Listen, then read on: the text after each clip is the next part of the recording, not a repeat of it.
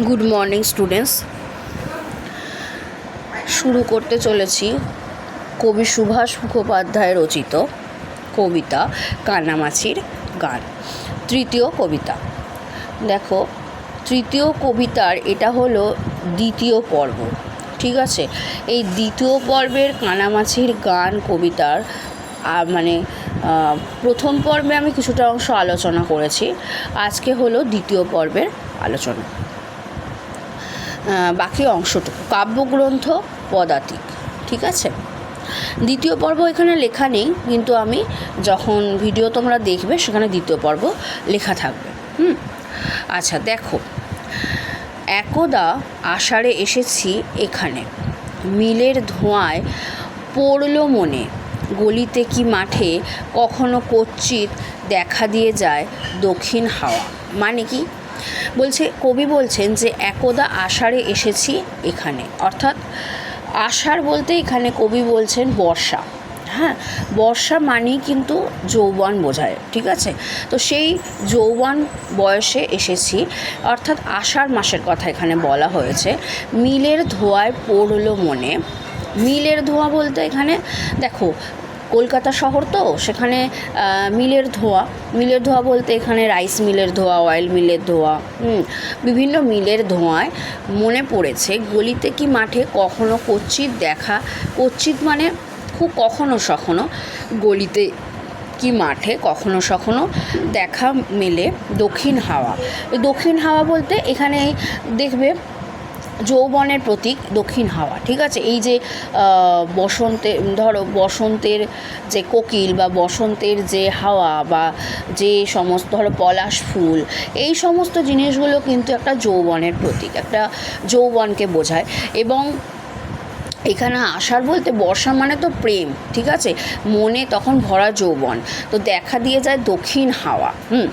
দৈব প্রসাদে কবে সংসার কচি জনতায় গিয়েছে ভরে, দৈব প্রসাদে কবে সংসার কচি জনতায় গিয়েছে ভরে, মানে কি সংসার করে ফেলেছেন উনি, এবং সেই সময় ওনার পুরনো স্মৃতি, পুরনো যৌবন মনে পড়ছে।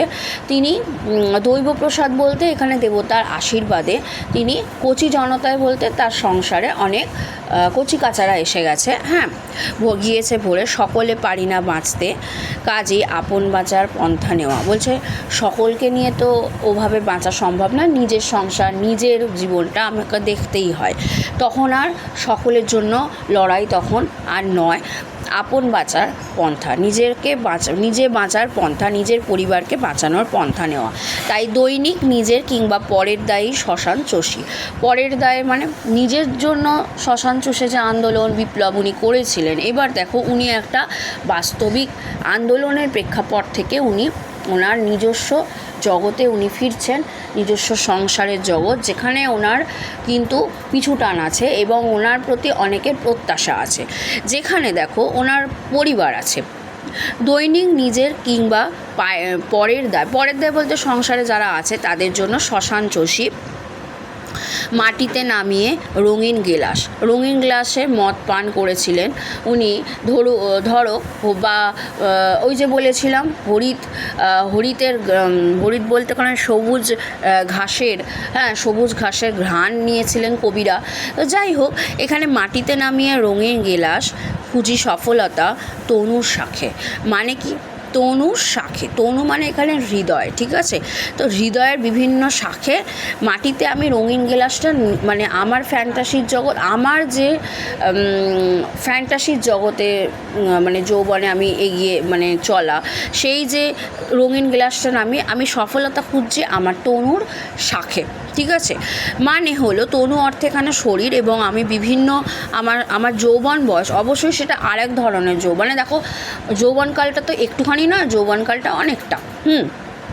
ধরো 25 বছর থেকে শুরু করে প্রায় 40-এর কোঠা পর্যন্ত আমাদের এক ধরনের যৌবন চলে, ঠিক আছে।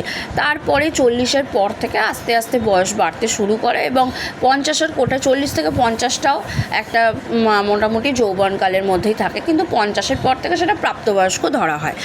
এবার দেখো বলছে খুঁজি সফলতা তনুর শাখে, মন থেকে আজ মিতালি উধাও, শরীর সে উপনিবেশ নিল। মন থেকে মিতালি উধাও বলতে, মিতালি বলতে বন্ধু এখানে, তাই তো? আমার মন থেকে আমার পুরনো মিতালি বা প্রেমিকা বলো উধাও, শরীরে সে উপনিবেশ নিল। হ্যাঁ, আমার বন্ধু, আমি নিজেই নিজের বন্ধু, জটিল স্মৃতির পায়ে পায়ে তবু হারানো প্রেমের ছায়ারা ঘোরে। আমার স্মৃতির রোমন্থন করছেন কবি, যে জটিল স্মৃতি আছে যেগুলো খুবই, আমি আগের যে পর্ব তাতে পড়িয়েছি, উনি প্রেমিকার কথা বলেছেন। তো যাই হোক, জটিল স্মৃতির পায়ে পায়ে তবু হারানো যে প্রেম হারিয়ে গেছে, সেই প্রেমের ছায়ারা ঘোরে।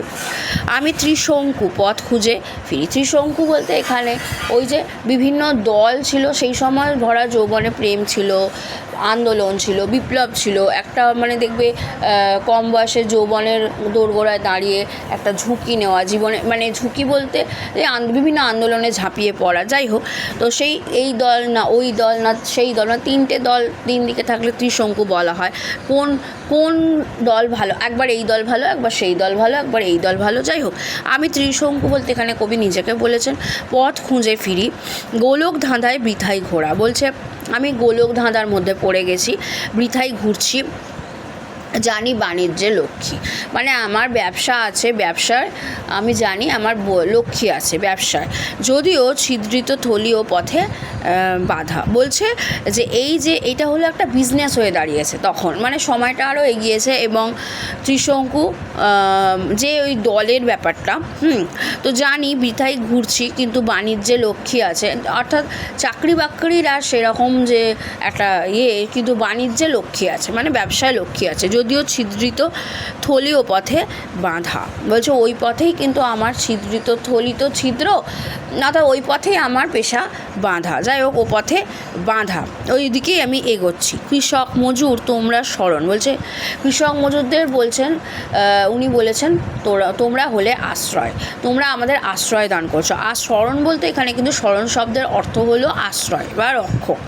জানি আজ নেই অন্য গতি, বা চাষবাস আছে, ঠিক আছে, জানি আজকে আর কোনো গতি নেই, আমাকে পরিবারের স্বার্থে আমাকে এবার কাজে নামতে হবে, হয় বাণিজ্যে নামবো, ব্যবসায়, ওই পথে বাঁধা, হয় কৃষক মজুরের মতো আমাকে কিন্তু করুন, কৃষক মজুর আশ্রয়, আমার আশ্রয় মানে ওই, আমাকে অন্য কোনো গতি নেই, আমাকে খেতে হবে, চাষবাস করতে হবে। যে পথে আসবে লাল প্রত্যুষ, যে পথে লাল প্রত্যুষ বলতে কি, আমার ওই পথে লাল মানে প্রত্যুষ অর্থে ভোর, এবং সেই ভোরের যে সূর্যের উদয়ের যে লাল আভা, সেই লাল প্রত্যুষ। লাল মানেই কিন্তু প্রতিবাদের একটা প্রতীক হয়ে ওঠে, লাল রং, ঠিক আছে। সেই পথে নাও আমাকে টেনে, আমাকে সেই পথে, মানে উনি আবার আন্দোলনের দিকে ঝুঁকছেন। তো কবি তো ছিলেন একজন পদাতিক কবি, উনি আন্দোলনকারী এবং প্রতিবাদী কবি, যাকে বলে প্রতিবাদী কবি ছিলেন, উনি একজন পদাতিক কবি ছিলেন, এবং প্রতিবাদ সবসময় ওনার লেখায় ধ্বনিত হতো। সেই পথে নাও আমাকে টেনে, এখানে এসেছি আষাঢ়ে একদা, আষাঢ়ে এসেছি, মিলের ধোঁয়ায় পড়ল মনে, কাল বৈশাখী নামবে যে কবে। কাল বৈশাখী ঝড়, আবার কবে সেই বিপ্লবের ঝড় উঠবে, কাল বৈশাখী সব শান্ত, আবার তো সময়টা একটা সময়ের মধ্যে দিয়ে উনি যাচ্ছেন, তো আবার সেই কালবৈশাখী ঝড় কখন উঠবে, আবার সেই বিপ্লব কখন হবে। আমাদের হাত মিলানো গানে আবার আমরা যে সমস্ত বন্ধুরা ছিলাম, যারা একসাথে হাত মিলিয়ে গান গেয়েছিলাম, মানে আন্দোলনের জন্য লড়াই করেছিলাম, যারা একসাথে ছিলাম, আবার কবে সেটা হবে, মানে সময়টা পেরিয়ে গেছে, বুঝতে পেরেছো। এবং সময়ের সাথে এগোচ্ছেন, আরও যত এগোচ্ছেন দেখছেন আরও অরাজকতা আছে, কিন্তু আর ওনাদের নয়, এবার নবপ্রজন্মের কাজ, ঠিক আছে। বলছে আবার কবে হবে, উনি পুরনো স্মৃতি রোমন্থন করছেন। যাই হোক, তখন যখন উনি থাকতেন, মানে এই সময়টা চলছে, তাই বুঝতে পেরেছো। দেখো, উনি মানে যে সমস্ত সাহিত্যিক বা কবি সাহিত্যিকরা লিখেছেন, ওনাদের সময় এক সময় অরাজকতা, এবার ওনারা যখন ওনাদের বয়স হয়ে যাচ্ছে, ওনারা যখন সংসারে ঢুকছেন, আর ওনাদের সেই পরিস্থিতি নেই যে আগের মতো সেই যৌবনে যেমন করতেন, একটু বয়স বেড়ে গেছে, অনেকটাই বেড়ে গেছে, তখন নবপ্রজন্ম আবার সেই অরাজকতা, তখন নতুন অরাজকতায় ঝাঁপিয়ে পড়ছে। এখন যেমন নতুন অরাজকতা, আমরা ধরো যারা নবযৌবনের দূত, তারা অবশ্যই ঝাঁপিয়ে পড়ি। কিন্তু এবার ধরো আমাদের যখন বয়স বেড়ে যাবে, যারা ধরো 40-এর ওপর পেরিয়ে যাবে বা কিছু, ধর চাকরির জন্যই তো লড়াই, এখন আপাতত চাকরির জন্যই লড়াই, 40-এর ওপর যারা পেরিয়ে যাবে তারা কি আর এই লড়াইয়ে থাকবে? তারা থাকবে না। হ্যাঁ, অনেকেই এই লড়াই থেকে কিন্তু চলে গেছে, লড়াই ছেড়ে চলে গেছে, ময়দান ছেড়ে। কিন্তু যারা ধরো আছে, বেশিরভাগই আছে, এবং 50-50% আমি মনে করি। যাই হোক, 40-এর কোটা পেরিয়ে যেই চলে যাবে, সে কি আর এই লড়াই থাকবে? নবপ্রজন্ম, আবার নতুন প্রজন্ম, তারা আবার নতুন অরাজকতা। এখন তো দেশ ভীষণ অরাজকতার মধ্যে দিয়ে যাচ্ছে, তাই না? বিভিন্ন ধরনের লড়াই, সেটা আবার অন্য রকম হয়ে যাবে। বুঝতে পেরেছো এই ব্যাপারটা? মানে উনি বলছেন আবার কবে কালবৈশাখী সেই নামবে আমাদের হাত মিলানো গানে। আমরা যে লড়াইটা করেছিলাম, আমরা একত্রিত হয়ে যে আমরা কমরেড ছিলাম, আমরা যারা করেছিলাম, সেটা আবার কবে সেই রকম হবে? বুঝতে পেরেছো? যাই হোক, প্রশ্নোত্তর পর্বে আসছি। 1 নম্বর প্রশ্ন, যে কবি একলা কখন এসেছেন? কবি একলা কখন এসেছেন? ক বৈশাখে, খ মাঘে, গ আষাঢ়ে, আর ঘ জ্যৈষ্ঠে। তাহলে উত্তর হবে, দেখো এমসিকিউ প্রশ্ন আসবে, গ আষাঢ়ে। ঠিক আছে। 2 নম্বর হচ্ছে, দেখো গলি ও মাঠের দক্ষিণ হাওয়ার কথা কবির কিভাবে মনে পড়লো? গলি ও মাঠের দক্ষিণ হাওয়ার কথা কবির কিভাবে মনে পড়লো? উত্তর মিলের ধোঁয়ায়।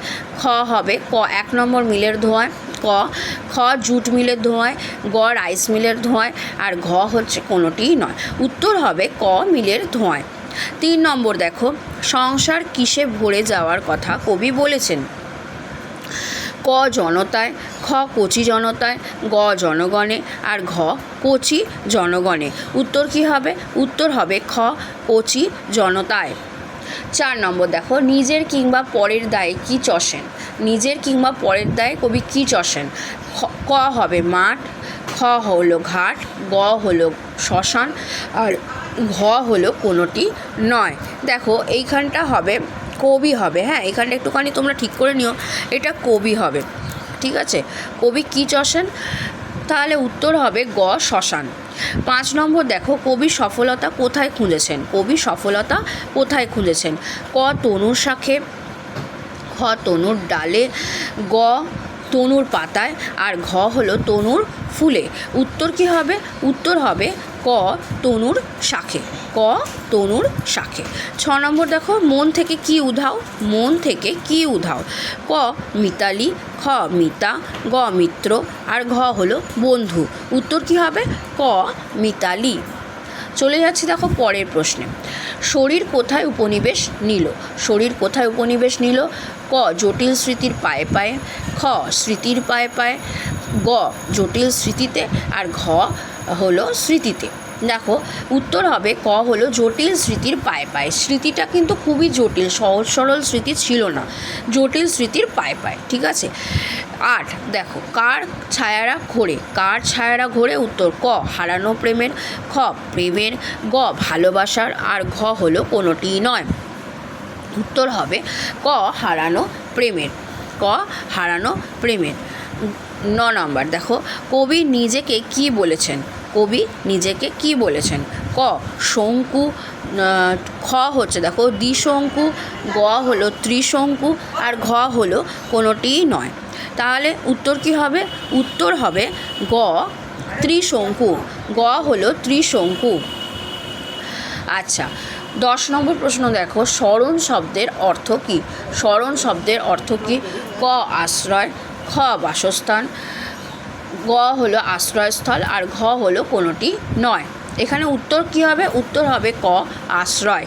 আচ্ছা, এই স্মরণ শব্দের অর্থ হলো আশ্রয় বা রক্ষক, যারা রক্ষা করে। ঠিক আছে, এই কৃষক মজুরকে উনি স্মরণ বলেছেন। 11 নম্বর প্রশ্ন দেখো, কবি কাদের স্মরণ বলেছেন? ক কৃষকদের, খ মজুরদের, গ কৃষক মজুরদের, আর ঘ কাউকেই নয়। উত্তর হবে গ কৃষক মজুরদের। নাম্বার 12 মানে 12 নম্বর প্রশ্ন দেখো, কালবৈশাখী কীভাবে নামার কথা কবি বলেছেন? ক গানে, খ হাত মিলানো গানে, গ মিলিত গানে, আর ঘ আমাদের হাত মিলানো গানে। উত্তর হবে ঘ আমাদের হাত মিলানো গানে। যারা হাত মিলানো গানে করবে তাদের ভুল হবে, কেননা এখানে আছে আমাদের হাত মিলানো গানে। এই গেল 12টা প্রশ্ন, এই পর্ব থেকে 12টা প্রশ্ন আর উত্তর। আচ্ছা, এবার দেখো একটুখানি তোমরা জেনে নাও যে কবি সুভাষ মুখোপাধ্যায়ের জন্ম কোথায় হয়েছিল। হ্যাঁ, 12ই ফেব্রুয়ারি কত সালে হয়েছিল? 12ই ফেব্রুয়ারি 1919 সালে ওনার জন্ম হয়েছিল। কৃষ্ণনগরে উনি জন্মেছিলেন। বেঙ্গল প্রেসিডেন্সি, ব্রিটিশ ভারত, হ্যাঁ, বেঙ্গল প্রেসিডেন্সি, ব্রিটিশ ভারত, এখন যেটা পশ্চিমবঙ্গের মানে অধীনে ভারতে। কৃষ্ণনগর তোমরা জানো, এটা যে মনে রাখবে যে কৃষ্ণনগর মনে রাখলে হবে। আর 1919 খ্রিস্টাব্দ 12ই ফেব্রুয়ারি, ঠিক আছে? এটা হলো জন্ম। আর মৃত্যু হচ্ছে মাত্র 84 বছর বয়সে উনি মারা গেছেন। হ্যাঁ, 8ই জুলাই 2003, 8ই জুলাই 2003-এ মারা গেছেন, এবং সেটাও কিন্তু উনি পশ্চিমবঙ্গেই মারা গেছেন, কলকাতায়। আচ্ছা, পেশা ওনার কী ছিল? উনি একজন কবি ছিলেন এবং রাজনীতিবিদ ছিলেন। তোমরা প্রত্যেকে জানো ওনার লেখা থেকে যে উনি একজন রাজনীতিবিদ ছিলেন, ঠিক আছে?